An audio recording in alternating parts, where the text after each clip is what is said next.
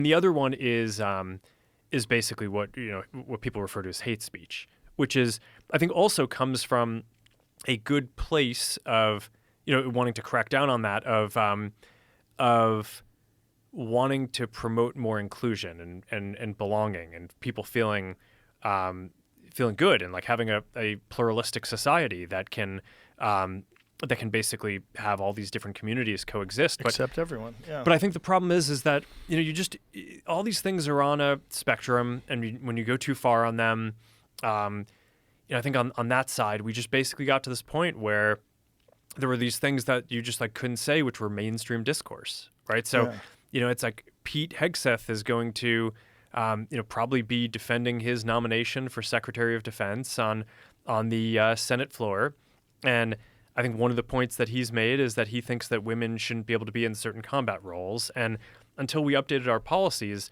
that wouldn't have been a thing that you could have said on our platforms because it would call for the exclusion of a protected category of people.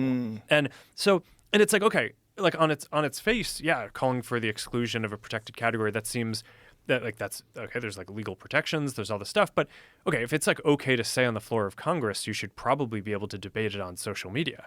Yeah. So I think some of the stuff, I think well-intentioned, went too far, needs to just get rationalized a bit. But it's those two categories, misinformation and hate speech, I think are the ones that got politicized. All the other ones, which is the vast majority of the stuff that we do, is I think people generally agree that it's good and we need to go after it.